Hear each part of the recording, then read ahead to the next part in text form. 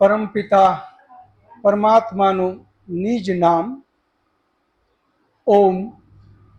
ઊંડો શ્વાસ લઈ અને 3 વખત આપણે બધા ઓમકાર ધ્વનિ કરીએ. ઓ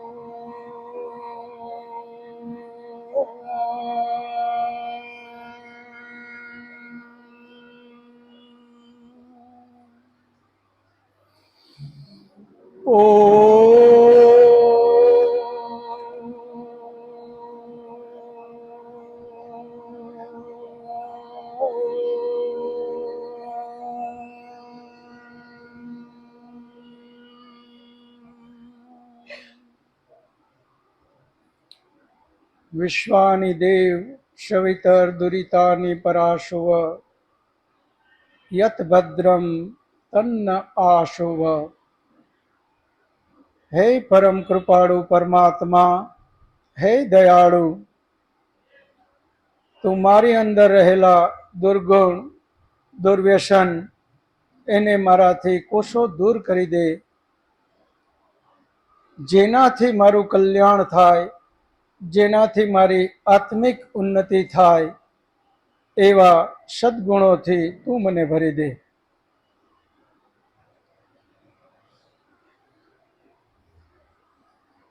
બધાને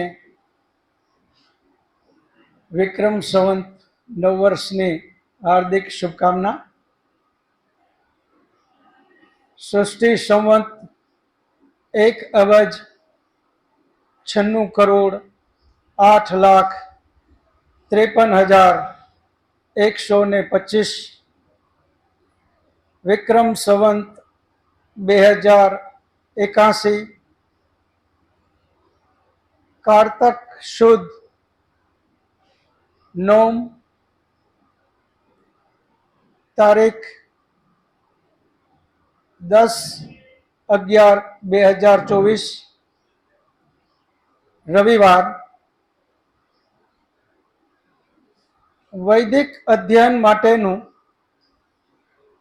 આ 16મું સત્ર. એમાં આપ સૌ વૈદિક જ્ઞાન પીપાસુ સત્ય વિદ્યા તરફ જવાની ઈચ્છાવાળા દરેક ભાઈઓ અને બહેનોનું સ્વાગત છે. આપણે 15 સેશન સુધી જે કંઈ અધ્યયન કર્યું એમાં 15મા સેશનમાં પરમપિતા પરમાત્માએ આ સૃષ્ટિની ઉત્પત્તિ કઈ રીતે કરી એ વાત કરી, જેમાં સત્વ રજ તમ એને મિક્સ કરી, એમાંથી પ્રકૃતિ, પ્રકૃતિમાંથી મહતત્વ, મહતત્વમાંથી અહંકાર, અહંકારમાંથી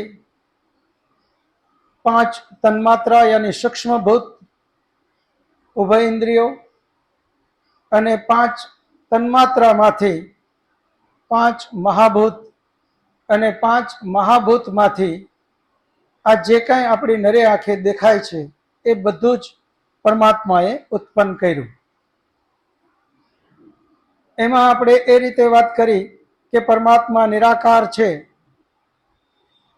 તો એને હાથ નથી, પગ નથી, તો એણે આ મિક્સ કઈ રીતે કર્યું?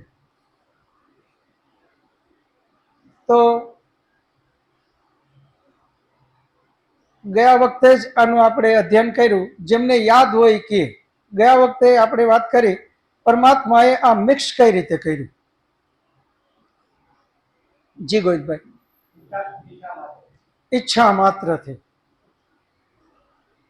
બહુ સરસ ગોવિંદભાઈનો જવાબ, બધા તાળીઓ પાડીએ. કોઈ જવાબ આપે એટલે તાળીઓ ખાસ પાડજો, એટલે આપણે સતત એક્ટિવ રહીએ. અને આપણું મન, તમે જુઓ, આપણે બધા જે કંઈ આધ્યાત્મમાં કરતા હોય ત્યારે ક્રિયાકાંડ વચ્ચે વચ્ચે કરતા હોઈએ. એનું મુખ્ય કોઈ કારણ હોય તો એ છે કે જ્યારે પણ આપણે મનને એકત્રિત કરવાની ટ્રાય કરીએ ને, એટલે મન આપણું કંઈ ને કંઈ વિચારોમાં આગળ જાય, ગમે ત્યાં દૂર દૂર ભાગે. એટલે આપણા વિદ્વાનોએ, આપણા ઋષિમુનિઓએ આવી દરેક બાબતમાં કંઈ ને કંઈ ક્રિયાકાંડ વચ્ચે મૂક્યું, જેથી કરીને ફરી પાછા આપણે ત્યાં આવીએ. ક્યાંય દૂર વિચારોમાં ગયા તો તમે જુઓ, યજ કરતી વખતે પણ વચ્ચે જલ પ્રસેચન આવે કે ભાઈ પાણી આપણે યજ્ઞકુંડની ફરતે રેડવું. તો જલ પ્રસેચનમાં કઈ દિશામાંથી કઈ દિશામાં કરવું, આની પાછળ નહીં કારણો હોય, પણ મુખ્ય કારણ મને જે લાગે છે એ આપણા મનને ક્યાંક દૂર ભાગી ગયું, ત્યાંથી ફરી પાછું ત્યાં લઈ આવવું, આ પણ એક મુખ્ય કારણ છે. એટલે જ્યારે જ્યારે કોઈ જવાબ આપે તો આપણે તાળીઓ પાડીએ, એટલે કમસે કમ મન જ્યાં ક્યાંય દૂર ગયું તો ફરી પાછું આપણું અહીંયા આવી જાય. તો જેમ ગોવિંદભાઈએ જવાબ આપ્યો કે ઈચ્છા માત્રથી પરમાત્માએ આ સૃષ્ટિનું સર્જન કર્યું. તો હવે પ્રશ્ન એ આવે કે ઈચ્છા માત્રથી કઈ રીતે, એ કોને સમજાણું? ગયા વખતે આપણે આ બધી વાત કરી, એ કોને યાદ રહ્યું? આ વારે વારે રિપીટ એટલા માટે કરીએ કારણ કે આ બધા ગહન વિષય છે, એટલે એક વખતમાં તરત જ યાદ રહી જાય આવું જરૂરી નથી. તો રિપીટ કરશું, અને તમે પણ ખાસ અહીંયા જે કંઈ આપણે અધ્યયન કરીએ એ ઘરે જઈ અને બાળકો સાથે, ઘરના સાથે, વડીલો સાથે આને રિપીટ કરજો. ત્યાં જઈને ફરી પાછી આ વાત કરવાની. તમે જોજો, એકને એક વાત આપણે 3 જગ્યાએ વાત કરશું ને, એટલે આપણી એને યાદ રહે કે ન રહે, આપણું પાકું થઈ જશે. આપણા પાકા કરવા માટે આ વાતને ફરી પાછી રિપીટ કરતી રહેવી. તો કોને યાદ છે? મુકેશ, ઓલું સ્પીકર લઈ લેવું, સ્પીકર હાથમાં લઈ લ્યો બધા. હાલો, જેમ આપણું શરીરમાં છે સત્તા આપણી, એમ ઈશ્વરની સત્તા છે પૂરા બ્રહ્માંડમાં. એટલે એ જેમ ઈચ્છા કરે એ રીતે બધું થાય. જેમ આપણા શરીરમાં આપણે આંગળીનું કરીએ હાથ ભેગા થાય, એમ ભેગા થાય, એવી રીતે ઈશ્વર. જેમ, બસ તાળીઓ પાડો. મુકેશભાઈનો એ જવાબ છે કે આ શરીરમાં આત્માની સત્તા છે, અને જેમ આ શરીરમાં આત્મા ઈચ્છા માત્રથી બધા કામ કરે છે. જેમ કે મારો આત્મા એમ કે ભાઈ ડાબો હાથ ઊંચો થા, તો આ ડાબો હાથ ઊંચો થયો. પછી કીધું કે તું નીચો થા ડાબા હાથને, એટલે એ નીચો થયો. જમણા હાથને કીધું કે જમણો હાથ ઊંચો થા, તો ઊંચો થયો. પછી જમણા હાથને કીધું નીચો થા, એટલે નીચો થાય. એમ બંને હાથમાં એમ કીધું બંને હાથ એકી સાથે ઊંચા થાવ, તો એકી સાથે ઊંચા થયા. એમાં 5 આંગળાને આગળ કરો, આગળ કર્યા, હવે આગળ હાલો, આગળ આવેલા. એમાંથી એમ જ કીધું કે હવે એક જ આંગળી સ્પર્શ કરો, તો એક જ આંગળીએ સ્પર્શ કર્યું. આ ઈચ્છા માત્રથી આત્મા કરે છે. ખાસ સમજો, અહીંયા શક્તિ કોની? બિલકુલ ગલત. ન પરમાત્માની ન આત્માની. શક્તિ આત્માની કે પરમાત્માથી આ નથી થતું. શક્તિ કોની? શરીરની. આપણે પેલા નિયમ એક લખાયો છે, જળને જ શક્તિ આપી શકે, ચેતન જળને કોઈ દિવસ કંઈ આપી શકે નહીં. શક્તિ તો શક્તિની જ્યાં વાત આવે ત્યાં એનું ઉદાહરણ પણ આપણે સમજો. 4 મહિનાનો બીમાર વ્યક્તિ, 6 મહિનાનો બીમાર વ્યક્તિ, એ કાંઈ જમ્યો નથી, નથી અન્ન લીધું, બિલકુલ નથી, અશક્તિ છે. હવે એને ઈચ્છા કરી કે મારો જમણો હાથ ઊંચો થા, તો કદાચ ઊંચો થશે નહીં. એનો મતલબ આત્માની જો શક્તિ હોત તો એને બીજી કઈ જરૂર જ નથી, એ ઊંચો થઈ જ જવો જોઈએ. પરંતુ શક્તિ જે છે એ જળને જળમાંથી જ મળે, યાની એ જે ખાય છે અને જે પીએ છે એમાંથી જ શક્તિ એને મળે છે. અહીંયા માત્ર ઈચ્છા જ આત્મા કરે છે. શું છે? ઈચ્છા આત્મા કરે છે. આત્માની શક્તિથી હાથ ઊંચો થતો નથી, આત્માની શક્તિથી કંઈ જ થતું નથી. જો આત્માની ઈચ્છા શક્તિથી થતું હોય તો આત્મા એમાં સદૈવ છે, એને ઉંમરનો પ્રભાવ પણ લાગવો જોઈએ નહીં. આપણે બધા જ જાણીએ છીએ કે એક ઉંમરે ચાલવામાં પણ તકલીફ પડે. આપણામાં એક કઈ આવે છે કે પગલા છે એ પણ જેમ તેમ પડવા માંડે. એ શું કારણ? શક્તિ, ઉંમરનો અસર એ બધી શરીરને છે. કારણ કે શરીર પંચ મહાભૂતમાંથી જળ છે અને એટલે જળને જળની શક્તિ જોઈએ, એ શક્તિ ઓછી થવા માંડે. એટલા માટે આત્મા જે છે માત્ર ઈચ્છા કરે છે અને અહીંયા જેમ કામ થાય છે. એ જ રીતે આપણે ત્યારે વાત કરી હતી કે યથા પિંડે તથા બ્રહ્માંડે.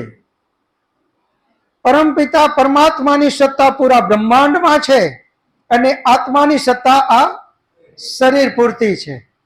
આ શરીર પૂરતું આત્મા ઈચ્છા કરે એમ થાય છે. જ્યારે પરમાત્માનું શરીર સમજી લ્યો થોડી વાર એક ઉદાહરણના રૂપમાં, આ પૂરું બ્રહ્માંડ, તો પરમાત્માએ નથી હાથ, નથી પગ, નથી મોઢું, માત્ર ઈચ્છા કરી.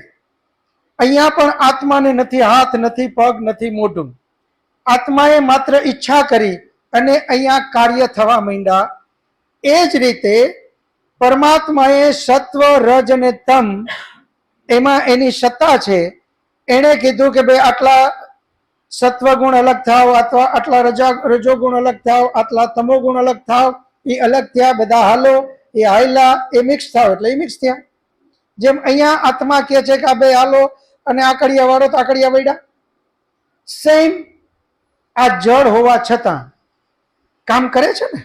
અને એ જ આત્મા આ શરીરમાંથી નીકળી જાય તો આ શરીર કામ કરે? પછી આ શરીર કોઈ કામ કરતું નથી. આત્મા એક દેશી છે એટલે આ શરીરમાંથી નીકળી જવું એનું શક્ય છે, કારણ કે એ એક જગ્યાએ રહે છે, એક દેશી છે. જ્યારે પરમપિતા પરમાત્મા સર્વત્ર છે, અણુ અણુમાં વસેલો છે, એટલે એ કોઈ દિવસ ક્યારેય એમાંથી નીકળી જવાનો પ્રશ્ન જ નથી. એટલે કન્ટિન્યુ એની સત્તા કાયમી ત્યાં વિદ્યમાન છે. જ્યારે આત્માની સત્તા એક સમય સુધી અહીંયા આ શરીરમાં વિદ્યમાન છે. જ્યારે એ સમય પૂરો થાય, આત્મા નીકળી જાય એટલે આ શરીર ઉપરથી એની સત્તા ખતમ. જ્યારે પરમાત્મા નિત્ય છે અને સર્વત્ર છે એટલે એની સત્તા કાયમી આ પ્રકૃતિ ઉપર રહેલી છે. એ દ્રષ્ટિએ એણે આ બધાની રચના કરી. અને આપણે આજે ફરી એ વાતને એટલા માટે રિપીટ કરી કે આપણને થોડું વધારે દ્રઢ થાય, વધારે યાદ રહે કે પરમાત્માએ આ સૃષ્ટિની રચના કઈ રીતે કરી.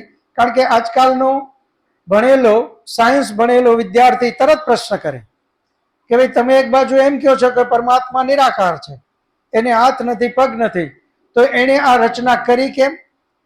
તો આપણો જવાબ છે પરમાત્માએ ઈચ્છા માત્રથી, જેમ આત્મા ઈચ્છા માત્રથી આ શરીરમાં બધા કામ કરે છે, એમ પરમાત્મા પૂરા બ્રહ્માંડમાં ઈચ્છા માત્રથી કામ કરે છે. અને એની ઈચ્છાથી આ પ્રકૃતિ મંડે ચાલવા. અને એનું જીવંત ઉદાહરણ આપણે જ. આત્માની ઈચ્છા માત્રથી આ પ્રકૃતિમાંથી જ બનેલું આ શરીર, પંચ મહાભૂતમાંથી જ બનેલું આ શરીર જો આત્માની ઈચ્છાથી ચાલવા માંડે તો આ તો સર્વશક્તિમાન પરમાત્મા છે. એની ઈચ્છાથી તો આ પંચમહા જે કાંઈ પ્રકૃતિ છે એ ચાલે, એમાં કોઈ નવાઈ નથી. તો પહેલું આજનું લેસન પરમપિતા પરમાત્માએ આ પ્રકૃતિની રચના ઈચ્છા માત્રથી કરી, એની શક્તિથી નહીં. અહીંયા આ બે વાતનો ભેદ ખાસ સમજજો. પરમાત્માની શક્તિથી અહીંયા કાંઈ જ ચાલતું નથી. આપણે સામાન્ય વ્યવહારમાં બોલીએ છીએ કે ભાઈ આ તો બધું પરમાત્માની શક્તિથી જ ચાલે છે. નહીં, પરમાત્માની ઈચ્છાથી બધું ચાલે છે, એની વ્યવસ્થાથી બધું ચાલે છે, એની શક્તિથી નહીં. જેમ કે આ પંખો બનાવ્યો, આ કોઈ ફેક્ટરીની અંદરમાં કોઈ ચેતન વ્યક્તિઓએ જ બનાવેલો છે પંખાને. અત્યારે એ ફરે છે ને ચાલે છે, તો એ ચેતનની શક્તિથી ચાલે છે? નહીં, એની વ્યવસ્થાથી. એણે એક વ્યવસ્થા ગોઠવી દીધી ચેતને, અને એ વ્યવસ્થાને લઈને એ ચાલે છે. પણ શક્તિ કોની? એની પોતાની. જળની શક્તિથી જ જળ ચાલે છે, ઈચ્છા માત્ર ચેતનની. હવે આને વધારે સારી રીતે સમજવા માટે આપણે ઘણી જગ્યાએ નળ જોયા છે. મોટા ભાગે હવે તો એરપોર્ટમાં અને દરેક જગ્યાએ હાથ રાખો એટલે પાણી આવે. હાથ રાખો અને પાણી આવે એ આપણી શક્તિથી આવે છે?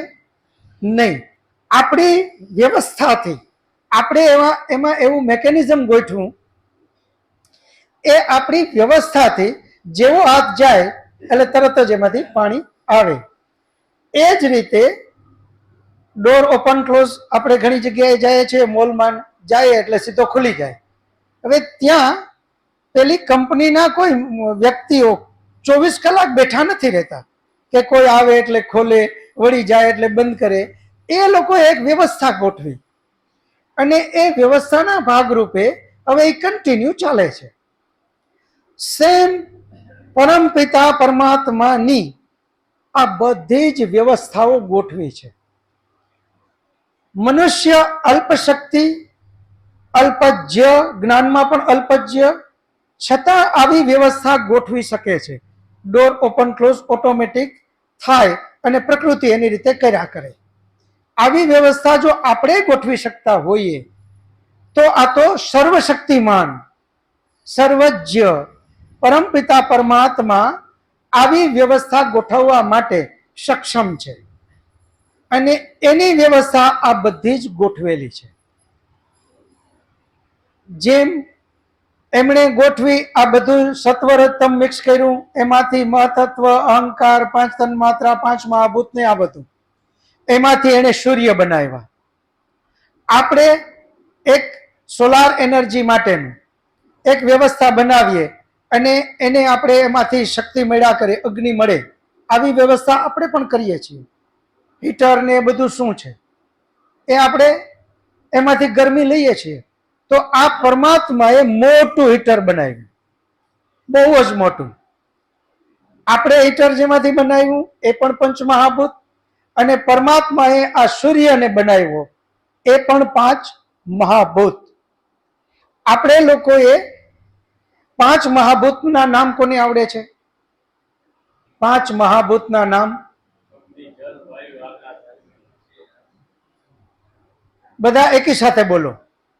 અગ્નિ, જલ, વાયુ, આકાશ અને પૃથ્વી. આ 5 મહાભૂત છે. એમાંનું એક અગ્નિ, જેને આપણે સૂર્ય કહીએ છીએ. પરંતુ અહીંયા પણ આપણે એ સમજવાનું છે કે જેને આપણે અગ્નિ 5 મહાભૂતનું કહીએ છીએ, એક અગ્નિ, એ આ અગ્નિ નથી. એ 5 મહાભૂત અગ્નિ, વાયુ, જલ, આકાશ અને પૃથ્વી એનું મિશ્રણ કરીને આ સૂર્ય બન્યો છે. 5 મહાભૂતમાંથી મિશ્રણનું આ સૂર્ય છે. એમાં અગ્નિનું પ્રમાણ ખૂબ વધારે, એટલે આપણે એને અગ્નિ કહીએ છીએ. સેમ વસ્તુ આપણે પૃથ્વી માટે. આ પૃથ્વી છે એ આપણે જે અહીંયા 5 મહાભૂતમાં પૃથ્વી જે બોલીએ છીએ એ પૃથ્વી આ નથી, પરંતુ 5 મહાભૂતનું મિશ્રણ એ આ પૃથ્વી છે, જે આપણી નરે આંખે દેખાય છે. એમાં પૃથ્વીનું પ્રમાણ વધારે, એટલે આપણે એને પૃથ્વી કહીએ છીએ. આગળ આપણે વાત કરી હતી દૂધ પાક. તો દૂધ પાક એમાં વધારે ને વધારે પ્રમાણ છે એનું દૂધનું, એટલે એનું નામ દૂધ પાક. બાકી એમાં ખાંડ છે, ચોખા છે, મરી મસાલા છે, ડ્રાય ફ્રૂટ છે, ઘણું બધું છે. પણ દૂધ પાક એટલા માટે કે દૂધમાંથી જ બને છે વધારે પ્રમાણ. સેમ અગ્નિનું પ્રમાણ વધારે, એટલે એને આપણે જે નરી આંખે અગ્નિ દેખાય છે એ અગ્નિ એ આ 5 મહાભૂતમાંની એક એમ નહીં માનતા. એ 5 મહાભૂતનું મિશ્રણ એ અગ્નિ છે. જેમ કે પેટ્રોલ. પેટ્રોલ શું છે? પ્રવાહી છે, પરંતુ એની અંદરમાં ભારોભાર અગ્નિ ભરેલી છે. એ જલ નથી. જે 5 મહાભૂતમાંનું જલ એ જલ નથી. જેવો અગ્નિનો તણખો એની બાજુમાં જાય એટલે તરત જ એ બ્લાસ્ટ થઈ જાય, ભડકો થાય. કારણ કે ન દેખાતી અગ્નિ એમાં છુપાયેલી છે. એ સૂક્ષ્મ રૂપે એમાં અગ્નિ પડેલી જ છે. એ જ રીતે દરેક વસ્તુમાં સમજો તમે. પૃથ્વી, તો પૃથ્વીની અંદરમાં પણ અગ્નિ છે. પહેલા શું હતી આ પૃથ્વી? સૂર્યનો જ એક ભાગ, યાની ધગધગતો ગોળો. એ સૂર્ય, ઓનલી સૂર્ય જ અગ્નિ જ નથી, આ એનું પ્રમાણ છે. એમાંથી જ છૂટો પડેલો આ પૃથ્વી એક ભાગ. અહીંયા અત્યારે પાણી પણ છે, અહીંયા જમીન પણ છે, અહીંયા વાયુ પણ છે, અહીંયા આકાશ પણ છે, અને જલ બધું જ છે. આ પૃથ્વીનો અંદર ધગધગતો ગોળો હતો, એ જેવો ઠંડો થયો એટલે એમાંથી બાફ નીકળી. યાની બાફ એટલે એક જાતનું વાયુ, અને વાયુ છે એની અંદરમાં જ જલ સમાહિત છે. અને એ જ જલ વળી પાછું આ પૃથ્વી ઉપર પડ્યું. નીકળ્યું તું ક્યાંથી? આજ પૃથ્વીમાંથી, ધગધગતા ગોળામાંથી જ. ધગધગતો ગોળો અગ્નિને જ તમે પકડો, બેનો વધારે રોજે રોજ રસોઈ કરે, એ છીબું ઢાકે, એ જે કાંઈ અગ્નિમાંથી નીકળે છે એ છીબાની અંદરમાં શું? વરાળ, અને વરાળ થઈ અને પછી શું? પાણી. તો આ બધું જ 5 મહાભૂતમાંથી બનેલું છે. એટલે જ એની અંદરમાં લાકડું, તો લાકડાની અંદર અગ્નિ છુપાયેલી છે. એને આપણે બાળીએ એટલે અગ્નિ એમાંથી પ્રજ્વલિત થાય. તો 5 મહાભૂત એમાં અંદર જ નિહિત રહેલા છે. તો પરમપિતા પરમાત્માએ આ સૃષ્ટિ 5 મહાભૂતમાંથી બનાવતા બનાવતા બનાવતા અહીંયા સુધી લઈ આવ્યા કે આ બધું જ બની ગયું. હવે વાત એ આવી, ગયા સેશનની અંદરમાં આપણે ત્યાં પહોંચ્યા હતા કે આ પૃથ્વીમાં જીવ સૃષ્ટિ કઈ રીતે બનાવી. તો જીવ સૃષ્ટિ જેમ આ પૃથ્વી સૂર્યમાંથી જ ભાગ જુદો પડ્યો અને ઘણી દૂર હોવાથી હવે ધીમે ધીમે ઠંડી થઈ. અને જેવી કોઈ ગરમ વસ્તુ ઠંડી થાય એટલે એમાંથી વરાળ નીકળે, અને એ વરાળ નીકળે એટલે વળી પાછું એ ઉપર જઈને વાદળા બંધાય, એ જલના રૂપમાં ફરી પાછું આ પૃથ્વી ઉપર આવે. કારણ કે પૃથ્વીનું ગુરુત્વાકર્ષણ છે એટલા માટે. તો જેમ વરાળ થાય, ઉપર જાય, નીચે આવે, આ પૃથ્વી ઉપર વળી પાછું આ ધગધગતા ગોળા ઉપર પાણી પડે એટલે બાફ થાય. એમ કરતા કરતા કરતા કરતા કરતા કરતા ખૂબ વધારે વરસાદ આ પાણી આવતું ગયું, અને એને લઈને એક સમય એવો આવ્યો કે આ પૃથ્વીનો ઉપરી ભાગ છે એ સાવ ઠંડો થઈ ગયો. સાવ ઠંડો થયો એટલે પાણી ભરાણા. પાણી ભરાણા એટલે એમાં શેવાળથી લઈ અને પેલા એ બધી જીવ સૃષ્ટિ ચાલુ થઈ. પરમપિતા પરમાત્માની પેલા જીવ સૃષ્ટિની અંદરમાં જળચર આવ્યા. એ જીવ સૃષ્ટિમાં જળચર આવ્યા અને વળી પાછો વરસાદ વધતો ગયો એટલે ધરતી ઉપર પણ ઘાસ આ બધા જ ઉગવાના ચાલુ થયા. એટલે એ બધી સૃષ્ટિ ચાલુ થઈ. ત્યાર પછી એમાં બાકીના પશુઓ, યાની જળચર, થળચર ને આ બધું પશુઓ આવ્યા. એ બધું જ આવી ગયા પછી છેલ્લે મનુષ્યોને મોકલા. કારણ કે એને એનું બેકગ્રાઉન્ડ તૈયાર કરવું છે. એટલે આ સૃષ્ટિને આપણે જે અત્યારે બોલીએ છીએ સૃષ્ટિ સંવંત 1,98,53,125મું વર્ષ. આ જે આપણે બોલીએ છીએ એ મનુષ્ય જીવ સૃષ્ટિ ક્યારે બની એના માટે છે. અને જો આ સૃષ્ટિની ઉત્પત્તિ ક્યારે થઈ એ ફિગર જોતો હોય તો 1 કરોડ વર્ષ પહેલા જીવ સૃષ્ટિને આવતા 1 કરોડ વર્ષ લાગ્યા. એટલે 2 સૃષ્ટિ સંવત બોલાય છે. એક સૃષ્ટિ સંવત છે 1,96,08,53,125 અને બીજું સૃષ્ટિ સંવત જે બોલાય છે એ 1,97 કરોડ. એ 97 કરોડ એટલા માટે ઘણી જગ્યાએ આપણે પ્રશ્ન આવે કે ભાઈ સૃષ્ટિ સંવત અહીંયા તો આપણે 1,96 કરોડ બોલીએ છીએ, તો ત્યાં એમ બોલ્યા કે 1,97 કરોડ. તો આ ભેદ એટલા માટે છે કે જીવ સૃષ્ટિને આવતા આવતા 1 કરોડ વર્ષ લાગી ગયા. 1 કરોડ વર્ષ પછી બાકીના બધા જીવો આવી ગયા હતા, મનુષ્યને આવતા આવતા 1 કરોડ વર્ષ લાગી ગયા. એટલે આપણે આ 2 સૃષ્ટિ સંવત બોલીએ છીએ. એક અબજ લખતા હોય એ લખી લેજો. 1,96,53,125 વર્ષ મનુષ્ય બન્યા, જીવ સૃષ્ટિ બની એને. અને એની પહેલાનું તો 1,97,53,125 વર્ષ. એટલે કે 1 કરોડ વર્ષનો આ ફરક છે. હવે વાત આવી આપણી જે મુખ્ય મુદ્દો કે પરમાત્માએ આ જીવ સૃષ્ટિ યાની મનુષ્ય, ગાય, ઘોડા, કૂતરા, બિલાડા આ બધા બનાવ્યા કઈ રીતે? તો એના માટે આપણે ગયા વખતે આ ચર્ચા કરી કે અત્યારે પણ આપણે જોઈએ છીએ કે આ શરીર શેમાંથી બન્યું છે? તમે બધા એક જ અવાજે જવાબ આપો. પંચ મહાભૂતમાંથી. અને પંચ મહાભૂતમાંથી આ શરીર બને છે. તો આ પંચ મહાભૂત તો નિત્ય છે, યાની પ્રકૃતિ એ વારે વારે દર વખતે આ સાયકલથી ચાલે છે અને છેલ્લે પંચ મહાભૂત આવે છે. નિત્ય 2 રીતે હોય છે. એક સનાતન નિત્ય અને બીજું પ્રવાહથી નિત્ય. આ 2 શબ્દો આપણે વાપરીએ છીએ. જેમ આત્મા નિત્ય છે તો એ સદૈવ માટે નિત્ય છે. આત્મા કોઈ દિવસ એનો નાશ થતો જ નથી અને ક્યારેય બનતો જ નથી. પરંતુ જ્યારે પ્રવાહથી નિત્ય આવે શબ્દ, તો પ્રવાહથી નિત્ય એને શબ્દ આપણે કહીએ છીએ કે જે સૃષ્ટિ બને સત્વરજ અને તમ એ નિત્ય છે, સદૈવ નિત્ય. એ કોઈ દિવસ બનતી નથી કે કોઈ દિવસ એનો નાશ થતો નથી. એમાંથી જેટલી વસ્તુઓ બને છે એને આપણે પ્રવાહથી નિત્ય કહીએ છીએ. યાની જેટલી વાર આ સૃષ્ટિ બની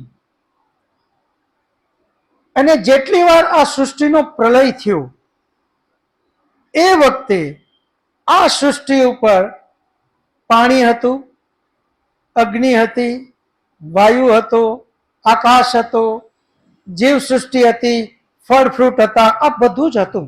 પરંતુ એનો સમય પૂરો થાય એટલે એનો નાશ થાય. અને એ વળી પાછી નાશનો મતલબ અહીંયા શું? ખરેખર તો ખતમ નથી થતું, પણ એના આગલા રૂપમાં, ઓરિજિનલ રૂપમાં પરિવર્તિત થવું, એનો મતલબ નાશ. ખરેખર તો વિનાશ શબ્દ છે. નાશ કરતા કરતા કરતા એક સમય એવો આવે કે જ્યારે આપણા હાથમાં પછી એ રહે નહીં, એને આપણે વિનાશ કહીએ છીએ. તો એ વિનાશનો મતલબ આગલા રૂપમાં પરિવર્તિત થવું. પાણી એને ઉકાળો એટલે ટોપડી થઈ ગઈ ખાલી, એ પાણી ખતમ નથી થયું, એ બાફ થઈ ગઈ. એમ આગલા રૂપમાં રૂપાંતરિત થવું. આ સૃષ્ટિમાં આ શરીર, આ બધું જ જ્યારે સૃષ્ટિનો પ્રલય થાય ત્યારે શું થાય? એના આગલા આગલા રૂપમાં રૂપાંતરિત. આ શરીર, આ જે કાંઈ દેખાય છે, આ બધું જ એ 5 મહાભૂતમાં રૂપાંતરિત થઈ જાય. જલમાં જલ વહી જાય, વાયુમાં વાયુ, આકાશમાં આકાશ, પૃથ્વીમાં પૃથ્વી અને અગ્નિમાં અગ્નિ. આમાં જે કાંઈ છે આ બધું જ આમાં છે, 5 એમાં વિલીન થાય. એ 5 મહાભૂત પાછા કેમાં વિલીન થાય? 5 સૂક્ષ્મ ભૂતમાં, જેને આપણે તન્માત્રા કહીએ. એ તન્માત્રા એમ આગળ આગળ ચેન્જ છે, 3 સત્વરજ અને તમ એમાં રૂપાંતરિત થઈ જાય. તો આ દર વખતેની ક્રિયા છે.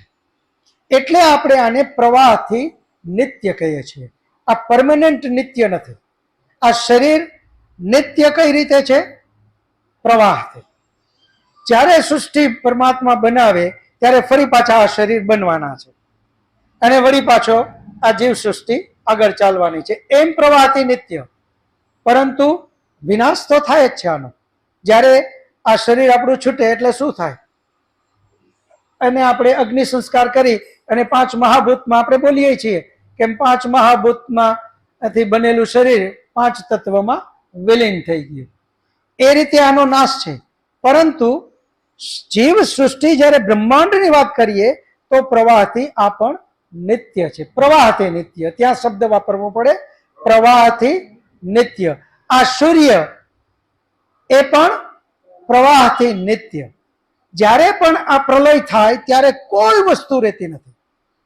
ન સૂર્ય રહે, ન ચંદ્ર રહે, ન તારા રહે, ન પૃથ્વી રહે, ન કોઈ ગ્રહો રહે, ન ઉપગ્રહો રહે, ન નક્ષત્ર રહે, કાંઈ પણ ન રહે. એનું નામ પ્રલય. અને એ પ્રલય વખતે આ બધું જ ખતમ થઈ અને છેલ્લે સત્વ, રજ અને તમ એ 3 ઢગલા જુદા થઈ અને પૂરું થઈ જાય. એનું નામ પ્રલય. તો પરમપિતા પરમાત્માએ આ પ્રવાહથી નિત્ય જીવ સૃષ્ટિ બનાવી. અને એને કઈ રીતે બનાવી? તો પેલા તો માતા પિતા હતા નહીં. પેલા ન ઈંડું હતું, ન મરઘી હતી. પેલા કોઈ વસ્તુ હતી જ નહીં. તો હવે કઈ રીતે બનાવ્યા? તો એમાં વેદ એમ કહે છે કે પરમપિતા પરમાત્માએ જેમ આ શરીર 5 મહાભૂતમાંથી બન્યા, તો એ 5 મહાભૂત એની પાસે છે જ. અને એ 5 મહાભૂતનો ઉપયોગ કરી અને મોટા મોટા ઈંડાના રૂપમાં આ પૃથ્વીના પેટાળમાં એ બધા જીવ સૃષ્ટિની રચના કરી. અને જ્યારે એ બરાબર પરિપક્વ થયા એટલે એ ઈંડાને તોડી અને જેમ કબૂતર બારે નીકળે છે, ચકલી બારે નીકળે છે, એમ આપણે બધા જ બારે નીકળ્યા. અહીંયામાં એક વાત ખાસ સમજવાની કે જ્યારે પ્રકૃત ઈશ્વરે આ જીવ સૃષ્ટિ બનાવી અને ઈંડાને તોડીને જ્યારે બહાર નીકળ્યા ત્યારે આપણી ઉંમર બધાની, પછી ગાય, ઘોડા, કૂતરા, બિલાડા, મનુષ્ય, આ બધાની ઉંમર યુવાન હતા. યુવાન અવસ્થામાં આપણને બારે કાઢ્યા છે. જો બાળકોના રૂપમાં બારે આવે, જન્મ આપે, તો પ્રશ્ન થાય કે એનું કોણે પાલન કર્યું? બાળક એની રીતે. એટલે તમે જુઓ આપણો વેદ કેટલો મહાન, કારણ કે પરમપિતા પરમાત્મા સર્વજ્ઞ છે. એટલે એનું ક્યાંય આપણે ભૂલ કાઢી શકીએ નહીં. અહીંયા પણ જો એમ લખાઈ જાય કે આપણે બાળકના રૂપમાં બારે આવ્યા એટલે તરત પ્રશ્ન આવે કે તો એને કોણે મોટો કર્યો? કારણ કે હજી તો સૃષ્ટિની શરૂઆત છે, ત્યારે મોટું તો કોઈ છે જ નહીં, એના વડીલો તો કોઈ છે જ નહીં. તો જેમ અત્યારે નાનકડા રૂપમાં ચકલીનું નાનું બચ્ચું બહાર નીકળે, એ પણ આપણું ઉદાહરણ છે કે નથી એ ચકલીના પેટમાં એ બારે જ આવી ગયું. એક લિક્વિડમાંથી આંખ બની, નાક બન્યું, કાન બન્યા, એની વાળ બન્યા, એની પાંખ બની, એનું બધું જ બન્યું. એ બન્યું કેમાંથી? 5 મહાભૂતમાંથી. સેમ પરમપિતા પરમાત્માએ આ 5 મહાભૂતમાંને, કારણ કે એ તો મોટામાં મોટો સાયન્ટિસ્ટ છે, આપણે જો આ કરી શકતા હોઈએ તો એ તો સર્વશક્તિમાન, સર્વજ્ઞ, સર્વત્ર એ આ કરી શકે. એ સામાન્ય રીતે આપણે સમજી શકીએ. અને એમાં એણે યુવાન બનાવ્યા. અને એ આપણો વેદ એમ કહે છે કે કઈ જગ્યાએ ક્યાંથી શરૂઆત કરી? તો એ આપણો જ ભારત વર્ષનો એક વિભાગ તિબેટ. વેદ એમ કહે છે કે તિબેટમાંથી જીવ સૃષ્ટિની ઉત્પત્તિ કરી. તો હવે આના માટે કોઈને કઈ પ્રશ્ન હોય તો પૂછો. પ્રશ્ન જ્યારે કોઈને કરવો હોય તો હાથ ઊંચો કરો અને તમારી પાસે માઇક પહોંચી જશે. માઇક પહોંચે પછી જ પ્રશ્ન કરજો. જે કઈ પ્રશ્ન કોઈને હોય એ બધા કરો. અહીં આગળ ભરતભાઈ પાસે હાથ જરા ઊંચો કરજો એટલે પાછળથી દેખાય.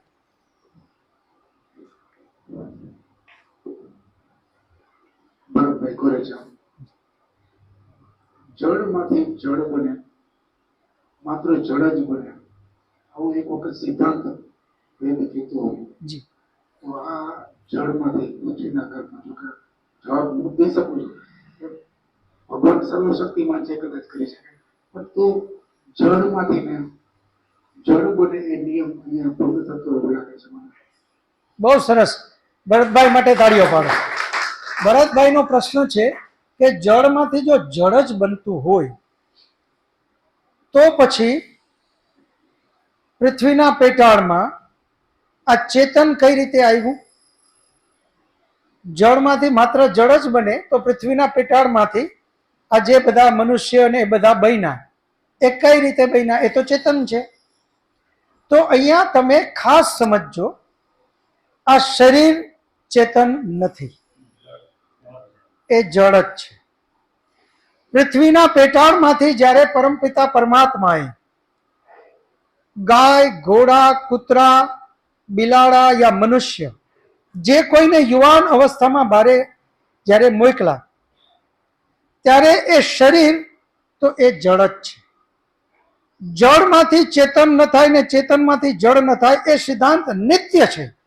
એમાં પરમપિતા પરમાત્મા પણ સર્વશક્તિમાન છે એટલે કરી શકે, આવું ક્યારેય માનવું નહીં. પરમાત્મા પ્રકૃતિના નિયમોથી બરાબર બંધાયેલો છે. એ સર્વશક્તિમાનનો અર્થ એવો નથી કે એ જાદુ કરે અને બની જાય, નહીં. આ વાત વેદ અને સ્વયં પરમાત્મા આ વાતનું ખંડન કરે છે. પરમાત્મા પોતે એમ કહે છે કે આ રીતે કોઈ દિવસ બની જ ના શકે. એના માટે દાર્શનિક ભાષામાં એક શબ્દ વાપરેલો છે, ભાવમાંથી અભાવ શક્ય નથી અને અભાવમાંથી ભાવ શક્ય નથી. એનો અર્થ એ કે કાંઈ નથી અને બની જાય, યાની અભાવ, કાંઈ છે જ નહીં.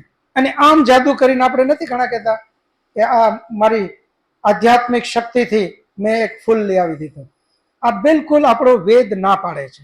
એટલે આના માટે ચિંતન કરજો. અહીંયા જ આપણી બાજુમાં જ એક રેસ્ટોરન્ટ છે જામનગર હાઈવે ઉપર, ત્યાં એક જાદુગર બેસે છે. એ જાદુગર ખાલી ડાલીની અંદર આપણને બતાવે, ખાલી ડાલી અને રાખી અને એના ઉપર કાળું કપડું આમ બતાવે અને મૂકે અને ઉપાડે તો અંદરથી કબૂતર નીકળે. હવે કબૂતર કોઈ નાનકડી વસ્તુ નથી કે અહીંયા રાખીને આમ કરી શકે, છતાં આપણે 15 જણા બેઠા હોઈએ અને એ આ કરે છે અને એ પોતે કહે છે કે આ અમારી ટ્રીક છે, આ નથી અને અમે બનાવ્યું એવું નથી, આ અમારી ટ્રીક છે. ક્યાં અમે રાખ્યું એ અમે તમને ન કહીએ, જો આ અમે કહીએ તો તમે કરી શકો. આ જ વાત વેદ કરે છે. એટલે આવી ભ્રામક અંધશ્રદ્ધામાં વેદ ન જવા માટે આપણે ખાસ સલાહ આપે છે કે પરમાત્મા એમ કહે છે કે હું પણ આવું જાદુ કરતો નથી, તો બીજો મનુષ્ય તો કોઈ કાળે કરી જ ના શકે. વિલ પાવરથી કહો કે આ બિલકુલ વાત ખોટી છે. વિલ પાવરથી એકદમ કોન્ફિડન્સથી કહો કે આ કોઈ દિવસ શક્ય જ નથી. જો પરમાત્મા ન કરી શકતો હોય તો હું ક્યાંથી કરું? તો અહીંયા તમારા પ્રશ્ન માટેનો જવાબ, એક શરીરો બનાવવા જે જળ છે એ કાયમી જળ છે. એ ચાલે છે કોનાથી? હમણાં જ આપણે કીધું, અહીંયા સત્તા કોની? કોની? આત્માની. એ ચાલે છે કોની? કોની સત્તાથી? આત્મા. આત્મા શું છે? જળ કે ચેતન? એ ચેતન જ છે. તો આપણો વેદ ત્રૈતવાદને જે માને છે એ આનો મોટો પુરાવો છે. પરમાત્મા નિત્ય છે, આત્માઓ અનેક એ પણ નિત્ય છે, અને આ પ્રકૃતિ એ પણ નિત્ય છે. સત્વ, રજ અને તમમાંથી કેમ બનાવવું ત્યાં સુધી આપણે જોઈ લીધું. એ પરમાત્મા પાસે રો મટીરિયલ પડ્યું છે, એને જાદુ નથી કર્યું, એને મિક્સ કરીને આ બધું બનાવ્યું. આત્માઓ જેટલા છે એ પણ આપણે આગળ વાત કરી કે પરમાત્માનો અંશ નથી, એ અલગ સત્તા છે, એ અલગ નિત્ય છે. આત્માઓ અનેક, એ એની પાસે સ્ટોક પડ્યો છે. જેવું આ શરીર મનુષ્યનું બનાવ્યું પૃથ્વીના પેટાળમાં, એવો મનુષ્યનો એક આત્મા એની પાસે રેડી જ બેઠો છે, એને ત્યાં એને મોકલી દીધો. અને તરત જ એ આત્મા જેવો એ શરીરમાં આવ્યો એટલે તરત એ આપણને ચેતન લાગે છે. શરીર ચેતન નથી, એ જળ છે. પરંતુ એ જળ આત્માના સાનિધ્યમાં આવે અને કામ માંડે કરવા. જેમ એક દરવાજો બંધ છે, એની સામે આપણે જઈએ, ત્યાં વ્યવસ્થા ગોઠવી, ખાલી જવાથી નથી, કોઈ સ્વિચ દબાવવાની કે કંઈ કરવાનું નથી. જવા માત્રથી એ દરવાજો જો ખુલી જતો હોય, આપણે મનુષ્યોએ આટલી વ્યવસ્થા કરી શકતા હોઈએ, તો આ સ્વયં પરમાત્મા સાયન્ટિસ્ટની દ્રષ્ટિએ આપણા કરતા મહાન છે. સર્વશક્તિમાનનો મતલબ એ નથી કે ન થઈ શકે એ પણ કરી શકે, ના, એવું નથી. હા, આપણાથી ન થઈ શકે એ કરી શકે, પરંતુ જાદુ કરીને કરે એવું કંઈ માનવાનું કારણ નથી. તો આ શરીરની અંદરમાં જ્યારે આ સૃષ્ટિની રચના કરી ત્યારે એણે આ આત્માને મોકલી. કૂતરામાં તો કે એને આત્મા મોકલ્યો, કૂતરામાં આત્મા, મનુષ્યમાં આત્મા, બધાયમાં આત્મા તો સમાન છે. એટલે દરેકના આત્મા એ શરીરમાં મોકલી અને એ ચેતન જે લાગે છે આત્માના સાનિધ્ય માત્રથી, સન્નિધિ માત્રથી. અમુક વસ્તુમાં આપણે સન્નિધિ શબ્દ વાપરે છે કે જેમ આ મન આત્માનું કામ કઈ રીતે કરે, તો કે સન્નિધિ માત્રથી. આત્મા હજુ તો ઈચ્છા કરે કે તરત જ કામ માંડે કરવા. આત્મા ઈચ્છા કરે, હાથ ઊંચો, તરત જ આમ થઈ જાય. એ સન્નિધિ માત્રથી, જેમ આપણે સામે જઈએ ને નળ નીચે હાથ રાખીને પાણી ચાલુ થઈ જાય, આ સન્નિધિ માત્રથી, ત્યાં કઈ કરવાનું નથી. એ બધી વ્યવસ્થા ગોઠવી. આ વ્યવસ્થા પણ પરમાત્માએ ગોઠવી. આ મશીન બનાવ્યું અને એ મશીનની અંદરમાં આ પંચમહાભૂતમાંથી જ મશીન બનાવ્યું. આત્માને મોકલી આ મશીનમાં વ્યવસ્થા એવી કરી કે આત્માના સન્નિધિ માત્રથી મંડે આ કામ કરવા. જેમ દરવાજો ખુલે, સન્નિધિ માત્રથી ખુલવાનું બંધ થવાનું જે મેકેનિઝમ ગોઠવું, એ જ મેકેનિઝમ પરમાત્માએ અહીંયા ગોઠવું છે આપણા શરીરમાં. આત્માને મોકલવા માત્રથી મંડે આ શરીર કામ કરવા. એટલે અહીંયા જળમાંથી ચેતન થાય છે, આવું બિલકુલ કોઈ નહીં માનતા. જળ હંમેશા જળ જ છે. માત્ર આત્માના ત્યાં જવાથી એ જળ કામ કરે એટલે આપણે ચેતન લાગે છે. ખરેખર ચેતન છે નહીં. આપણે લોકો ભણ્યા છે એ જ રીતે કે ભાઈ નિર્જીવ અને સજીવ, તો આપણે આપણા શરીરને સજીવ કહીએ છીએ. હકીકતમાં એ સમજવા માત્ર છે કે જે વિદ્યાર્થીને આપણે ભણાવીએ, પરંતુ આપણે હવે એ લેવલથી એક સ્ટેપ આગળ ભણવા બેઠા છીએ. તો હવે અહીંયા આપણે આને સજીવ નહીં કહીએ, આપણે આને નિર્જીવ જ કહેશું. હા, આત્મા બેઠો છે ત્યાં સુધી એ સજીવ સમજીએ આપણે, પણ આ છે હકીકતમાં જળ. જેવો આત્મા નીકળી જાય ત્યારે આ શરીરમાંથી કાંઈ નીકળતું નથી, છતાં પણ આ શરીર હવે કાંઈ કરી શકતું નથી. શું કામે? કારણ કે એમાંથી ચેતન વસ્તુ નીકળી ગઈ. બીજા કોઈનો પ્રશ્ન?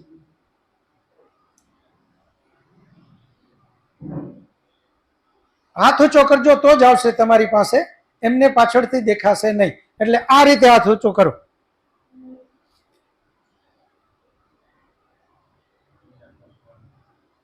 કયો કે આમ હાથ ઊંચો કરો છે જય સંકોચ વગર. હા જી. મારું નામ કકાશણિયા દિવ્યેશ છે. દિવ્યેશભાઈ, મારો ક્વેશ્ચન એ છે કે આપણા શરીરમાં યથાપિંડે તથા બ્રહ્માંડ આપણે કઈ કેવી રીતના આપણા શરીરમાં રક્તકણ છે, શ્વેતકણ છે, વાયરસ છે, આ બધું આપણે ઇફેક્ટ કરે છે શરીરને, આપણા વસ્તુને, શરીરને. તો શું એ બધાને પણ આપણે કઈ આત્મા કેવી રીતના ગણી શકીએ? વાહ, બહુ સરસ. દિવેશભાઈ માટે તાળીઓ પાડો. દિવેશભાઈનો પ્રશ્ન હું જે રીતે સમજ્યો, જેમ યથાપિંડે તથા બ્રહ્માંડે આપણે શબ્દ બોલીએ છીએ, એ જ રીતે વાયરસ, બેક્ટેરિયા, આ બધા આપણને અસર કરે છે. તો એને આપણે આત્મા સમજવા, એને શું ચેતન સમજવા? તો અહીંયા પણ દિવેશભાઈ આ એક જ વાત લાગુ પડશે. જેમ વર્ષો પહેલા બહુ મોટા ડાયનોસોર કે જેની, અને આજે પણ ભાઈ વેલ માછલી ને આ જે કંઈ દરિયાની અંદરમાં શાર્ક ને આ બધા જે કહીએ એ કેટલા બધા મોટા જીવ છે. એ મોટા જીવ અને નાનામાં નાની કીડી, એનાથી કોઈ ફરક પડતો નથી. નાની કીડી એની અંદરમાં જે આત્મા રહે છે એ જ આત્મા મોટા જીવમાં પણ, ડાયનોસોરમાં પણ એ જ રહે અને શાર્કમાં પણ એ જ રહે છે. આત્મામાં કોઈ ફરક નથી સાઈઝમાં કે કાંઈ, એના શરીરમાં ખાલી ફરક છે. શરીર શેનું બનેલું છે? પંચ મહાભૂતનું. શરીર શું છે? જળ. તો શરીરથી કોઈ ફરક નથી ચેતન અથવા જળનો. ફરી તમે મગજમાં બરાબર, અને આવા પ્રશ્નો કરજો. જ્યાં સુધી પૂરું ન સમજાય ત્યાં સુધી આગળ વધવું નથી. તો ડાયનોસોર અથવા તો શાર્ક માછલી એ મોટું શરીર છે એટલે એની અંદરમાં આત્મા બેઠો છે, અને નાની કીડી અથવા એનાથી હજુ નાના સાઈઝમાં વયા જાય, જેમ કે બેક્ટેરિયા જે અતિ સૂક્ષ્મ છે, જે નરી આંખે પણ દેખાતા નથી, તો એના શરીરમાં પણ એ જ આત્મા બેઠેલો છે. એ આત્માને તમે કાઢી નાખો તો એ બેક્ટેરિયા પંચમહાભૂતમાંથી જ બનેલો છે. તો શરીર એનું જળ છે, બેક્ટેરિયાનું. વાયરસનું શરીર જળ છે.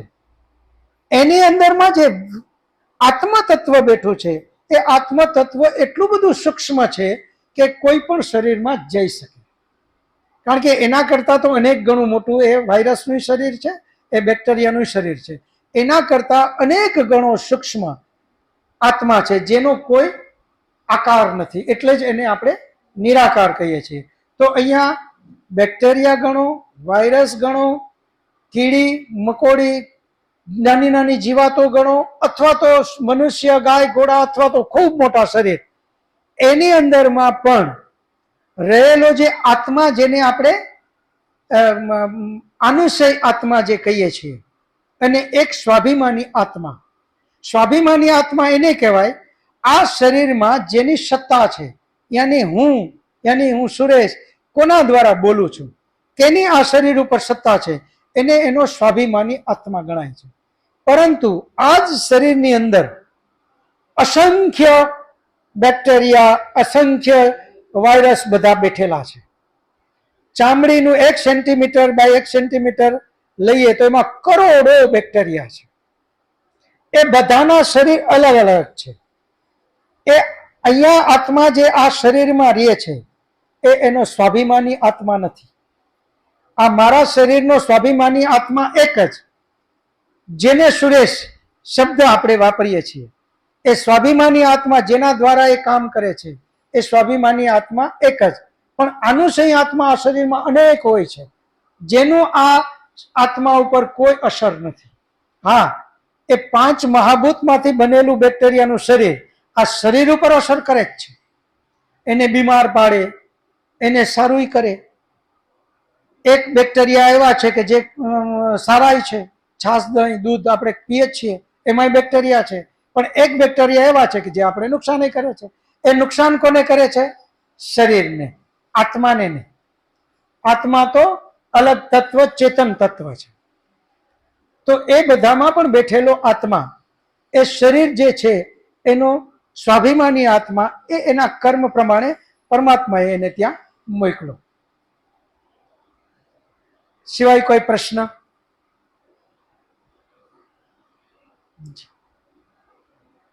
પેલા નામ બોલજો. હેલો, મારું નામ પિયુષ ચાવડા છે, નમસ્તે.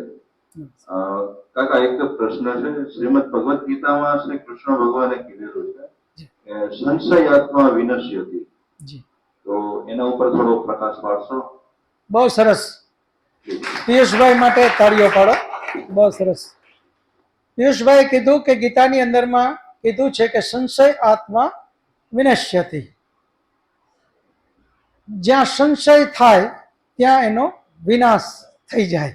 આવું સામાન્ય આપણે સમજીએ છીએ. હકીકતમાં એ કહેવા એમ માંગે છે કે જ્યાં સુધી સંશય છે ત્યાં સુધી તમે એનો પીછો કરો. સંશય આત્મા વિનશ્યતિનો અર્થ એ છે સંશય સાથે જો આપણું મૃત્યુ થયું તો આધ્યાત્મમાં આપણે પ્રગતિ કરી નથી. સંશય અહીંયા મનુષ્યનો જન્મનો મુખ્ય ઉદ્દેશ્ય, એનો લક્ષ્ય મોક્ષ, આ એનું લક્ષ્ય છે. અને એની અંદરમાં જ્યાં એને પ્રશ્નો આવ્યા એ પ્રશ્નોનું કઈ સોલ્વ જ ન કર્યું અને એને કઈ પૂછીએ કે આમ કેમ, તો કે બસ એમ જ. આમ કેમ, તો કે બસ એ સ્વીકારી લીધું. ગુરુએ કીધું વાંથી સાંભળ્યું. આનો કોઈ દિવસ એને ચિંતન મનન કર્યું જ નહીં અને નકરો સંશય લઈ અને છેલ્લે અંતમાં વિદાય લઈ લીધી. આનો નાશ થઈ ગયો. સંશય આત્મા વિનશ્યતિનો ગાઢ મર્મ એ છે કે જ્યાં જ્યાં આદ્ય પરમપિતા પરમાત્માએ શુદ્ધ વાત કરી કે મનુષ્ય અને બાકીના બધા જ જીવ, પક્ષી, જલચર, થલચર, આ બધાનો ભેદ શું છે? તો માત્ર એક જ ભેદ છે કે મનુષ્યની અંદરમાં વિશિષ્ટ વિવેક બુદ્ધિ આપી. બુદ્ધિ બધામાં છે, પરંતુ વિશિષ્ટ વિવેક બુદ્ધિ માત્ર મનુષ્યમાં છે. આપણે બધા જ જાણીએ છીએ કે જે ગાય, જેની પાસે આપણે સતત જતા હોઈએ અને આપણે એને લાભ પ્રેમ કરતા હોઈએ, એમાં પણ બુદ્ધિ છે કે આ મારી પાસે રોજ આવે છે અને મને પ્રેમ આપે છે.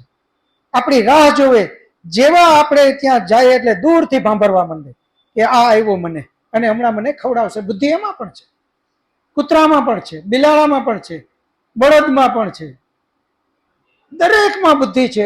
ઇવન ત્યાં સુધી બુદ્ધિ છે કે જે માંસાહારમાં ભયંકર પ્રાણી કહીએ, સિંહ. એક વિડીયો મેં એવો જોયેલો છે, તમે બધાએ કદાચ જોયો હશે, યુટ્યુબમાં કે કોઈ મોકલો હશે. એક વ્યક્તિએ નાનપણથી બધા સિંહના આખા ટોળાને 15 જેટલા સિંહ એને નાનપણથી એને મોટા કર્યા હશે અને હવે જ્યારે એની પાસે જાય એ સિંહ બધાય દોડે અને આપણે એમ થાય કે હમણાં જ એને મારી નાખશે. એની ઉપર ચડી જાય, ઓલો દેખાય નહીં અને અંદરથી કહે કે તમે કોઈ ચિંતા નહીં કરતા, એમ રાડું નાખતો હોય. એ મારી હારે મસ્તી કરે છે. સિંહને પણ આ ખબર છે કે આ મારો મિત્ર છે, પરંતુ હવે વિશિષ્ટ વિવેક બુદ્ધિની જ્યાં વાત આવે તો એ માત્ર મનુષ્યને છે. એ વિશિષ્ટ વિવેક સિંહ ક્યારેય એવી મીટિંગ ના કરી શકે કે હવે આપણું આત્માનું કલ્યાણ કરવા માટે આપણે કંઈક કરવું જોઈએ. આ રોજ માંસ જ ખાધા કરીએ, આપણું આ ભગવાન ભલું નહીં કરે, હવે આપણે કંઈક આગળ વધીએ આમાં, આવી મીટિંગો એને કોઈ દિવસ નહીં કરી, કારણ કે એનામાં એ વિશિષ્ટ વિવેક બુદ્ધિ નથી. એ માત્ર મનુષ્યમાં છે અને મનુષ્યને એ વિશિષ્ટ વિવેક બુદ્ધિનો ઉપયોગ કરવા ઈશ્વરે આજ્ઞા કરી છે. હે મનુષ્ય, જ્યાં જ્યાં તને પ્રશ્ન આવે છે એમાં તારી વિશિષ્ટ વિવેક બુદ્ધિનો ઉપયોગ કર. માત્ર પ્રશ્નમાં જ નહીં, આધ્યાત્મમાં જ્યાં તને આજ્ઞા કરવામાં આવે ત્યાં પણ તું વિશિષ્ટ વિવેક બુદ્ધિનો ઉપયોગ કર.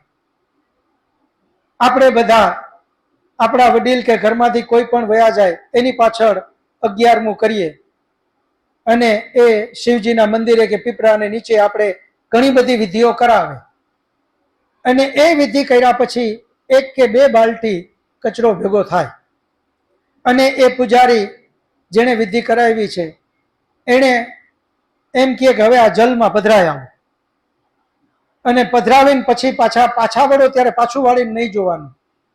આપણે કોઈ દિવસ બુદ્ધિનો ઉપયોગ કર્યો કે આ શું કામે? આ કચરો જલમાં પધરાવવાનો શું ફાયદો? આ તો પ્રદૂષણ કરીએ છીએ. આવું ક્યારેય વિચાર્યું? આ સંશય આત્મા વિનશ્યતિ. આને લઈને જે વયો જાય તો વિદ્વાનની દ્રષ્ટિએ એ ખતમ થઈ ગયું, કારણ કે ફરી પાછું એને તો એકડે એકથી જ ચાલુ કરવાનું છે. એને મનુષ્ય જન્મ પણ મળશે નહીં, કારણ કે નકરા પાપ કર્યા. ધર્મના નામે પણ આપણે પાપ કરવા માંડ્યા. એનું પરિણામ આપણે ભોગવવું પડે અને ભોગવવું પડે. એટલે એમાં શબ્દ આવ્યો વિનાશ કોઈ દિવસ આત્માનો શક્ય જ નથી, એ નિત્ય છે. પરંતુ આ દ્રષ્ટિએ આપણે કહીએ ને કે ભાઈ આને તો અહીંયા ધક્કો ખાધો, સાવ ફોગટનો, અહીંયા આવીને એમને વયો ગયો, પાછો જિંદગી એમને ફોગટ વ્યર્થમાં ગવાઈ દીધી. આવા ભજનો આવે છે. એનો મતલબ એ જીવો નથી એમ નથી, જીવો તો છે, એ ઘણા તો આમ નામ 80 વર્ષ ખેંચી જાય, પરંતુ ત્યાં આપણું આધ્યાત્મ એમ કહે છે, આપણો ગ્રંથો એમ કહે છે કે સંશય આત્મા વિનશ્યતિ. હે જીવાત્મા, તું જ્યારે વિશિષ્ટ વિવેક બુદ્ધિનો ઉપયોગ કર્યા વગર જે કાંઈ કાર્ય કરે છે ત્યારે તું મનુષ્ય નથી, ત્યારે તું પશુ છો. કારણ કે પશુ અને મનુષ્યમાં ખાલી ભેદ આટલો જ છે. પરમાત્મા કે મેં તને વિશેષ વિવેક બુદ્ધિ આપી, હવે એનો ઉપયોગ જો તું ન કરે તો તારામાં પશુમાં શું ફરક? તમે બંને એક. તો એ દ્રષ્ટિએ કીધું સંશય આત્મા વિનશ્યતિ. કોઈ દિવસ સંશય લઈ અને મનમાં રાખવો નહીં. અને જ્યાં કંઈ આપણે કાર્ય કરીએ છીએ એમાં પણ એમ જ આંખ બંધ કરીને, કાન બંધ કરીને, બુદ્ધિને લોક મારીને કોઈ દિવસ કરવું. દરેક જગ્યાએ બુદ્ધિનો ઉપયોગ કરો, તો જ આપણી નિત્યતા છે, તો જ આપણી સાર્થકતા છે, નહીતર આપણો વિનાશ છે. આજે આપણે પોતાના નાના સ્વાર્થ માટે આપણે કેટલા બધા અધર્મના માર્ગે ચડી ગયા. એક નાનું બાળક જ્યારે દીવો કે અગ્નિ જોવે, ભેખડિયાભર ચાલતું હોય, અને એની બાજુમાં જવા જાય, એ શું કામે જાય છે? એને એમ છે કે મને અહીંયા કંઈક મજા આવશે, મને આનંદ આવશે, મને કંઈક અહીંયાથી રમવાનું મળશે, એટલે એ ત્યાં જાય છે. અને વડીલો શું કરે? એને રોકે, એટલે એ રડે કે મને મૂકી દે, મને જવા દે, ત્યાં મને જલ્દી ત્યાં અડવા દે, એને પકડવા દે. અને આપણે એને રોકીએ. એ શું કામ એમ કરે છે? એ સ્વાર્થી છે. હું સ્વાર્થનો અહીંયા તમને એક નવો પરિભાષા આપવા માંગુ છું. એ સ્વાર્થી નથી. એ શું છે? બિલકુલ અબૂધ છે, અબૂધ છે, અજ્ઞાની છે. એને ખબર નથી કે આ હું જેવો અડીશ એવા ફરફોલા હાથમાં ઉપડશે અને મને રડવાનો જ સમય આવશે. સેમ આ મનુષ્યની આપણે વડીલો બની ગયા પછી આપણે જ્યાં દોડીને જવા જઈએ છીએ, જેને આપણે એમ માનીએ છીએ કે આ તો મારું બહુ ઉપયોગી છે, મને આમાંથી બહુ આનંદ આવશે, વેદ અને વેદના ઋષિ આપણને રોકે છે કે રોકાઈ જા, આ ન કર, આનાથી તને તારી અધોગતિ થશે, આનાથી તારો વિનાશ થશે. જે અર્થમાં અહીંયા કે સંશય આત્મા વિનશ્યતિ, તારો વિનાશ થશે, એ ન કર. અને આપણને એ કોઈ અડચણ કદાચ આવી જાય એટલે આપણે રડીએ, અંદરથી એટલા દુઃખી થાય કે ઓહો મારું બધું લૂંટાઈ ગયું. એના માટે જ આપણે આ વેદ અધ્યયન કરવા આપણે બધા અહીંયા ભેગા થઈએ છીએ કે જ્યાં છીએ ત્યાં આપણે પવિત્રતાથી જિંદગી જીવીએ. જ્યાં જે આપણને પરમાત્માએ રોલ આપ્યો છે, અથવા તો સમાજે, કુટુંબે જે કાંઈ રોલ આપણો આપ્યો છે, એ રોલને આપણે પૂર્ણ પવિત્રતાથી જીવીએ. અને એ પવિત્રતાથી જો જીવતા હશું તો આપણી જીવન સફળ છે, નહીતર આ જીવન વિનશ્યતિ, એ ખતમ છે. તો સંશય આ બહુ અગત્યનો મુદ્દો છે.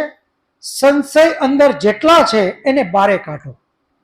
અને જ્યાં જ્યાં આપણે જે કંઈ કર્મ કરીએ છીએ, તમે જુઓ આપણે એવા કેટલા લોકોને જોયા છે કે જે ભાગવત સપ્તાહોમાં કરોડોના ખર્ચ કરે છે. એવા તો અમુક લિમિટેડ લોકો હશે, પણ એવા લોકો તો તમે 90% જોયા હશે કે જે રોજ ભગવાનની પૂજા કરે છે, રોજ હાલીને ક્યાંય ને ક્યાંય મંદિરે જાય છે, રોજ ઓફિસમાં સેવા કરે છે, ભગવાનની પૂજા કરે છે, પોતાની દુકાનમાં, પોતાની ઇન્ડસ્ટ્રીઝમાં, પોતાની ઓફિસમાં, પોતાના ઘરમાં, દરેક જગ્યાએ પૂજા કરે છે, અને છતાં સતત હળાહળ ખોટું કરે છે. આવા તો 90% ઉપરના આપણને જોવા મળશે. આનું કારણ શું છે? કારણ કે આપણે અજ્ઞાની છીએ, અબોધ છીએ. આપણે ખરેખર સ્વાર્થી નથી. સ્વાર્થી શબ્દ તો સ્વ અર્થે, મારા આત્માના કલ્યાણ માટે સ્વાર્થે જો હું કંઈ કરું તો ખરેખર તો એને સ્વાર્થી કહેવો જોઈએ, પરંતુ આ તો એના અર્થ માટે નથી, એના બરબાદી માટે આ બધું કરે છે. અને જ્યારે મૃત્યુનો સમય આવે ત્યારે એટલા વલખા મારે, કારણ કે એ બધા કર્મ એને દેખાય છે, બધા એના કરેલા કર્મ કોઈને ખબર નથી, પણ એને તો ખબર જ છે. અને આપણે એમ કહીએ કે છેલ્લે એકવાર રામ નામ બોલે ને એને મોક્ષ મળી જાય, શક્ય જ નથી. સ્વયં પરમાત્મા વેદમાં કહે અને કૃષ્ણ ભગવાન ગીતામાં કહે કે જેણે જે કર્મ કર્યું એને એ કર્મ ભોગવવું જ પડે. અને નામ લઈ લે અને મોક્ષ મળી જાય એ વાત તો દૂર રહી, ત્યારે એ નામ પણ યાદ ના આવે. શું કામે? કારણ કે કરેલા કર્મ આપણી સામે આવે છે, એક એક કર્મની રીલ આપણી ઉપર ગોઠવાતી જતી હોય છે, અને પરિણામે ભયંકર દુઃખી હોય કે હે ભગવાન 5 વર્ષ હજી આપી દે તો હવે કંઈક સારું કરી લઉં, હવે 95 સુધી ન કર્યા, હવે 5માં તું કરી દેવાનો, હવે તારું તો તારા ઘરના માનવાના નથી. અને એ કહે કે આ પાછો કા આવ્યો, આ તો વિદાય લઈ લીધી વળી પાછો હરવેગા, આનું કઈક કરો ભાઈ. ઓલા ડોક્ટર નહીં પછી મનમાં કે આ તે આવીને જ આ બગાડ્યું બધું. એટલે આપણે લોકોએ પરમપિતા પરમાત્માને સમજવા માટે આપણે અહીંયા ભેગા થઈએ છીએ. જે જીવન થયું તે થયું, પરંતુ આગળનું જીવન એટલું સરસ બનાવીએ. અને પેલો મંત્ર ઈશો ઉપનિષદનો એને બરાબર હૃદયમાં જીવનના આચરણમાં લઈએ. ઈશાવાસ્યમ ઇદમ સર્વમ, હે પરમાત્મા તું દરેક જગ્યાએ વસેલો છો, તું બારે છો, તું મારી અંદરે છો, તું મારા દરેક કર્મને જોવે છે. કોઈને ખબર હોય કે ન હોય, હું અને તું તો જાણીએ છીએ. હું તારી સત્તાથી ક્યાં બચીને જઈ શકું? તું તો પૂરા બ્રહ્માંડમાં વસેલો છો. બને હું અહીંયાના સત્તાને છેતરી શકું, પણ તને તો હું છેતરી નહીં શકું. તો સતત મારા કર્મને જોવે છે, અને એ કર્મને જોવે છે એટલે આપણે લોકો સતત એને યાદ કરીએ કે હે ઈશ્વર, તું મને એવું બળ દે કે હું મારું જીવન ખૂબ સાત્વિકતા બાજુ લઈ જાઉં.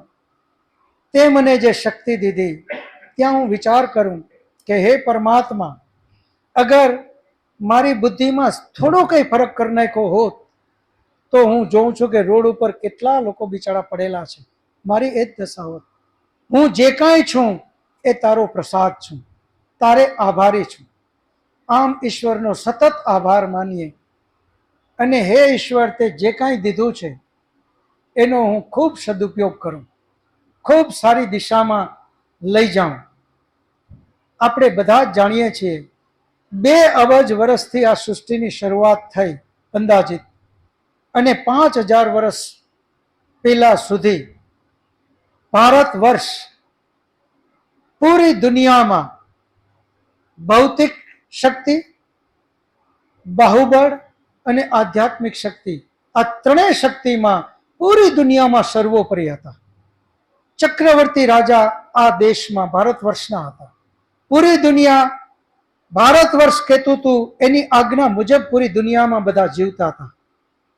એ સમય કયો? તો એ સમય છે વૈદિક કાળ. સૃષ્ટિની શરૂઆતથી 5000 વર્ષ સુધી આ બ્રહ્માંડમાં વૈદિક કાળ ચાલ્યો, યાની કે લોકો વેદ પ્રમાણે જીવન જીવતા હતા. વેદ જ એકમાત્ર ગ્રંથો એવા છે કે જે આપણને ફરી પાછા વિશ્વગુરુ બનાવી શકે. એ ગ્રંથ હોય તો માત્ર વેદો છે, અને વેદ કનેક્ટેડ ગ્રંથો છે. ફરી આપણે બધા એનું અધ્યયન કરીએ, અને ફરી આ દેશને આપણા દ્વારા પહેલા આપણે આપણી જાતને સુધારીએ, અને ફરી આ દેશને સુધારીએ, અને વિશ્વને વંદન કરવું પડે એવો આ દેશ બને. ઋષિ પેલો વૈદિક કાળ, એના પછી ઋષિકાળ, એના પછી આ પૌરાણિક કાળ આવ્યો, અને આપણે ભયંકર અધોગતિમાં ગયા. વેદ ભૂલાણા, વૈદિક રીતિ રિવાજ, ખાનપાન, વ્યવહાર, જીવનશૈલી, આ બધું જ ભૂલાણું, અને પરિણામે આપણી અધોગતિ થઈ. ફરી આપણે એ વેદ દ્વારા, વૈદિક સાહિત્યો દ્વારા, પરમાત્માની આજ્ઞા દ્વારા આ બધાનું ચિંતન મનન કરીએ. અને જ્યાં કાંઈ, એક આગ્રહપૂર્વક હું તમને કહું છું કે જ્યાં કાંઈ તમે જે કાંઈ ધર્મના નામે કરો છો ત્યાં સતત વિચાર કરો, ચિંતન કરો કે આપણે આ કરીએ છીએ એ ખરેખર પુણ્ય છે કે પાપ, સત્ય છે કે અસત્ય, આત્મ છે કે અનાત્મ, કરવું જોઈએ કે ના કરવું જોઈએ. આ ચિંતન ખાસ કરો તો જ આપણે મનુષ્ય છીએ, નહીતર આપણે પશુ સમાન છે. તો પરમાત્માએ આપણને મનુષ્ય બનાવ્યા છે. એ મનુષ્યનો જન્મ વેદ અધ્યયન, ઉપનિષદનું અધ્યયન, દર્શન શાસ્ત્રોનું અધ્યયન, એના દ્વારા આપણે સાર્થક કરીએ, સફળ કરીએ. આજે સમય પૂર્ણ થાય છે. બધાએ શાંતિપાઠ કરી પ્રસાદ લઈને જ પછી ઊભું થવાનું છે. તો આપણે શાંતિપાઠ કરી લેશું. ઓમ ધ્યો શાંતિ અંતરિક્ષમ શાંતિ પૃથ્વી શાંતિરાપ શાંતિરૌષધયઃ શાંતિ वनस्पतयः शान्तिर्विश्वे देवा शान्तिर्ब्रह्म शान्ति सर्वं शान्तिः शान्तिरेव शान्ति सामा शान्तिरेधि ॐ शान्ति शान्ति शान्तिः सर्वेभ्यो नमः. सबको सादर नमस्ते जी. બધા એકબીજાને હાથ જોડી નમસ્તે કરી લેશું. નમસ્તે નમસ્તે નમસ્તે.